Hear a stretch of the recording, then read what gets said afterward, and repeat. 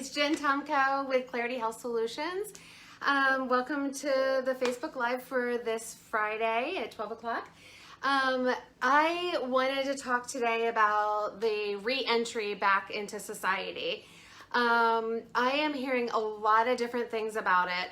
I'm hearing a lot of people feeling really anxious, a lot of people angry at other people for what they are and aren't doing. And I wanted to kind of offer a couple of suggestions on how to manage those feelings and how to maybe look at the big picture of what our society is doing. Hi, Carrie. Hi. Thank you so much for joining us. So I came up with a visual aid for today.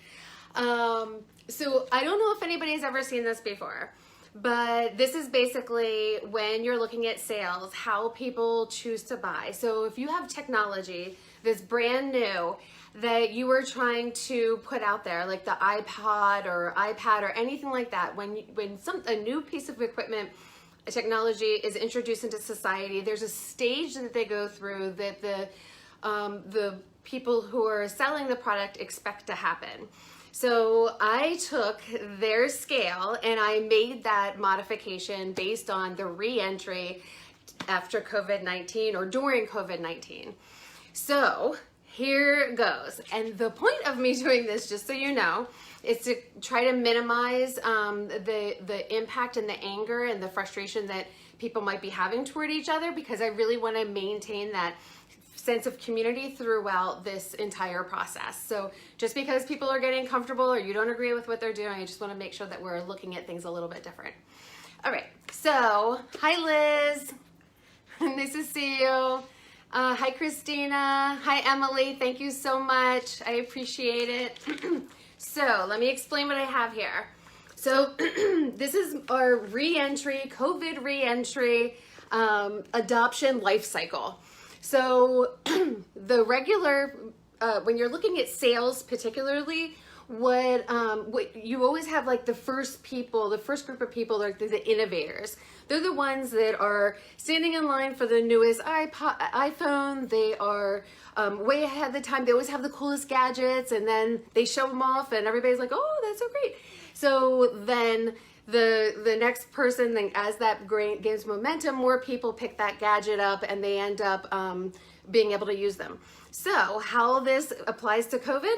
So I renamed everybody, but the innovators are now our thrill seekers, right? Some people are just like, you know what? I don't think this is real. I don't really care. If I get sick, I get sick. You know, our thrill seekers. There's going to be a small percentage, and there has been. We're a little bit farther in this as far as the timeline is concerned. But we're going to have the thrill seekers. And next we're going to have, they call them the early adopters, but in this case, it's the skeptics. The skeptics that feel like this isn't really a problem, or this is getting all out of proportion, or conspiracy theories and things like that. So this can also be people who are in business for themselves, and they are prioritizing their business and being able to feed their families over some of the, I guess, health risks. And I'm sure they're taking precautions in order to manage both things. So then we have the early majority. I call these people the testing the water people.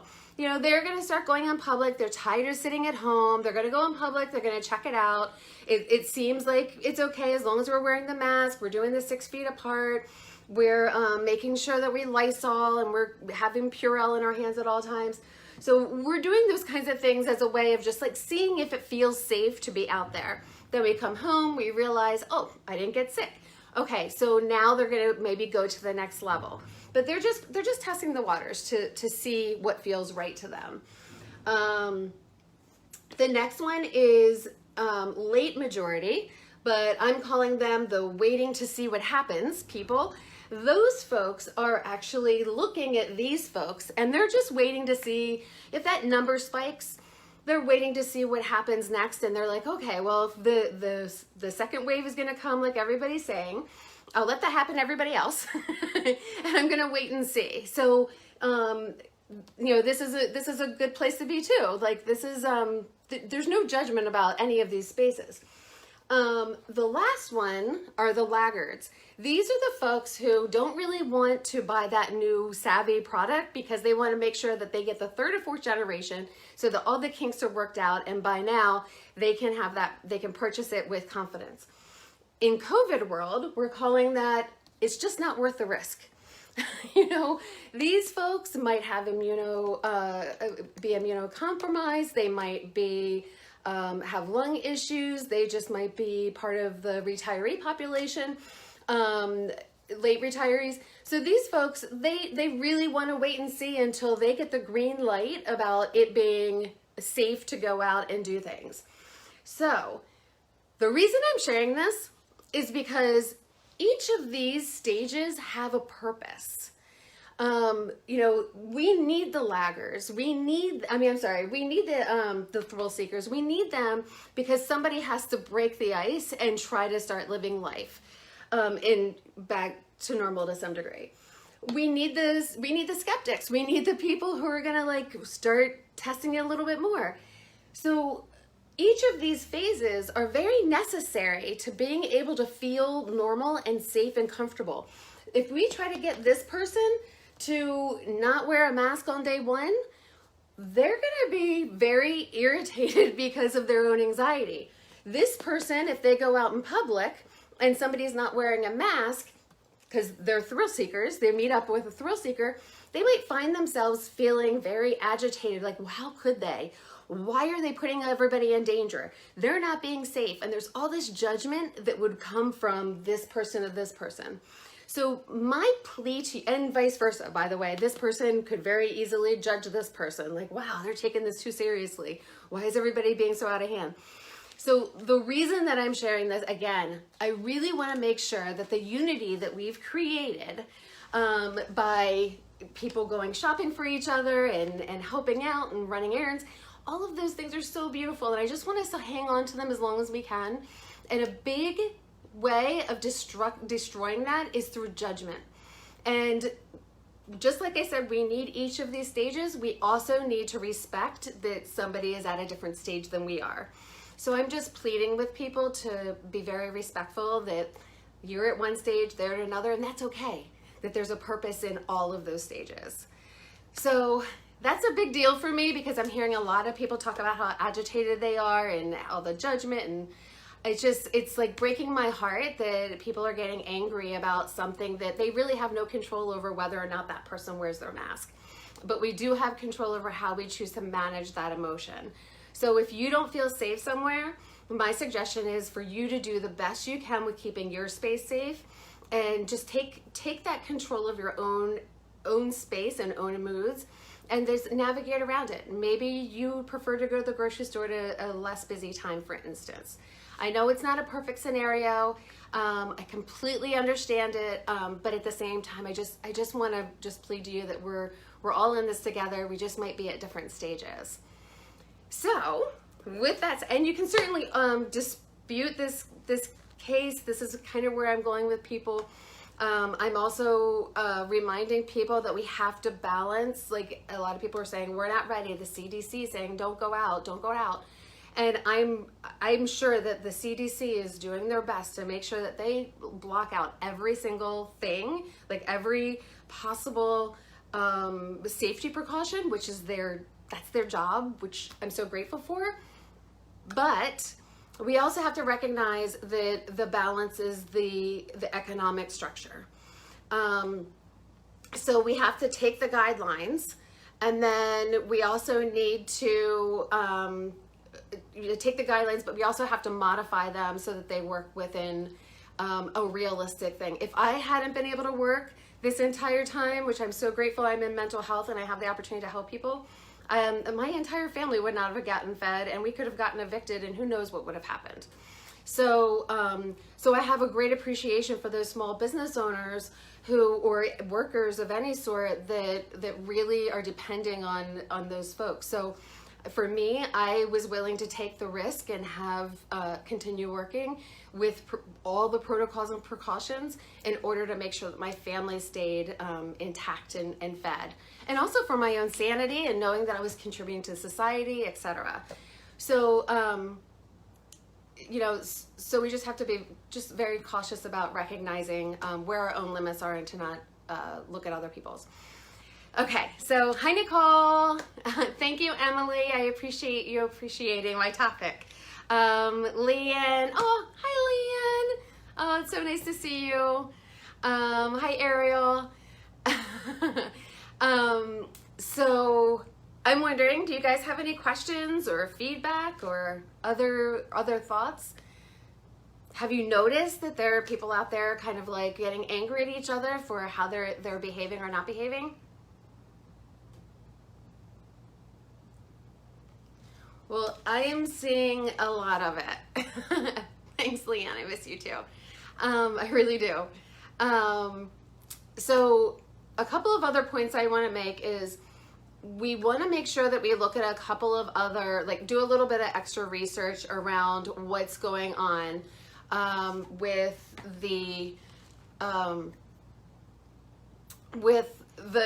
there's something called an R-naught factor. And when I learned about this, I thought this was like the coolest thing ever, and it made everything make sense to me. So the R-naught factor, and I highly recommend you look this up and don't quote me on this, but basically, as I understand it, it's this, it is a, like an algorithm that includes like how dangerous the virus is, how many people are infected, how many hospitals are available, how dense that particular area of the population is, and all of these other things that contribute to making a decision about whether or not an area should open. So, for instance, all of Florida, we know that Florida opened up, but there were 3 counties that remained closed. And that, my educated guess is that's probably because the R-naught factor was probably still too high. They say that they don't really want to open things up until the R-naught factor is at about at 1. And they say that the flu itself, the regular flu that we all know and don't love, is at like a 1.2. So that has been the goal, and that, like I said, it includes like the testing and the, having the PPE and all of these things. So pay attention to the R-naught factor when you're trying to figure out whether you feel safe going out into public, and that might help you a little bit in making a decision that is educated. I don't know why they're not talking more about this. I felt so so much more comfortable with going in public and seeing clients when I understood that there was like a method to the madness. So I'm open to any other questions. Yes, Ariel just said it seems like extremes too. I'm sure she means like in responses. And I completely I agree with that. I don't know if they're the ones that stand out the most or if it's really like these extreme things. But we always know that moderation is always key with everything. So it's a great rule of thumb. And maybe if we are kind of having a strong reaction, that we might be able to modify the way that we're looking at things. Hi, Anne. Anne just asked, what emotions are people expressing? I am hearing everything across the board. I'm hearing skepticism. I'm hearing frustration with how long this is taking, which I do think we have to be patient, that there's a process that we have to do. I hear fear still. I hear, and I did want to point out, like when it comes to the judgmental thing, a lot of times that's based in fear. We know that anger is the secondary emotion, which means that there's a primary emotion, and we have to determine what that is. So if somebody's angry at somebody else because they're not wearing a mask, like there's actually another feeling that's going on underneath it. So my guess on some of those emotions might be, fear, concern for others, uncertainty,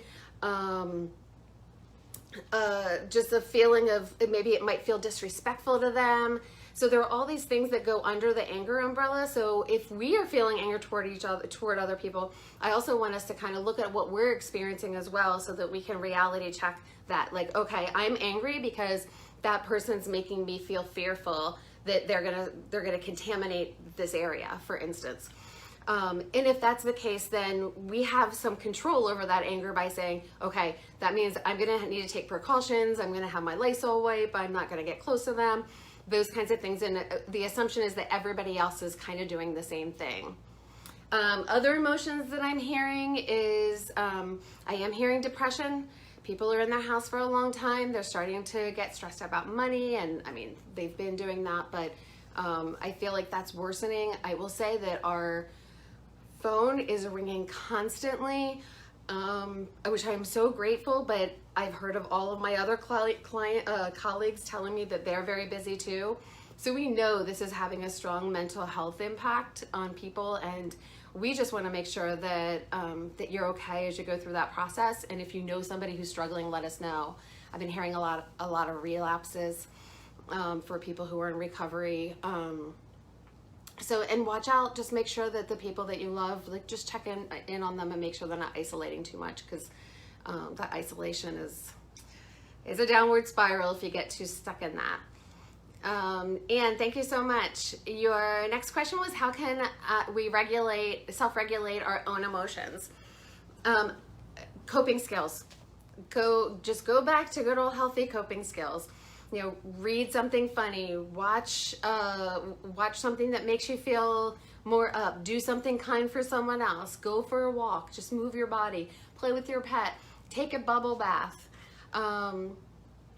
right, you know, do something that you've been wanting to do for a long time, like start that blog, create a website, I have to write a lot, and I'm really grateful that I have help on that right now. But write the book you've been trying to write. Earlier this week, we were with some of my team. We were talking about crafting, using scrapbooking. Get all the old photos that you have and you wanted to organize all these years. There are loads of things to do, but it really helps, like I had said a while ago, is to use those 3 Ps, which is being productive, finding purpose, and being around people, even if that means Zoom. So we really want to try to make sure we're lifting up. I think that what has happened a little bit, I wish I had another bell curve, I could map that one out as well, is that people have gone through their own stages within their home, which have been more of this honeymoon period, and then this crash of oh no, how long are we gonna have to do this? And then, oh, okay, I'm kind of liking not have to going to the office. It's kind of nice.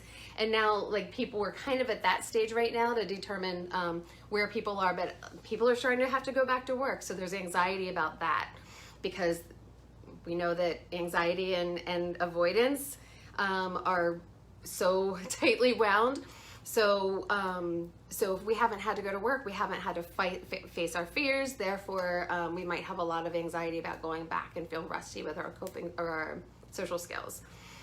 So my suggestion is to stay interactive. Hopefully your whoever's opening up, they're hopefully doing it in waves or introducing you slowly. Hopefully they're giving you an opportunity to stay at home if you want. That's what my office manager is doing. She's working from home 2 days a week, and she comes in the office 3 days a week. And I'm hoping that they do this too because of childcare. If there's not going to be any camps, we almost have to figure out a way to make this work. And I think doing that split schedule is a great way to try to, make sure that everybody gets their needs met. So I don't see any more questions. I hope this was really helpful. And if you have any questions, feel free to give us a call at 561-781-3333, or you can certainly put a comment below, and I'm happy to answer your question. I'll see you guys next Friday. Have a great week. Bye.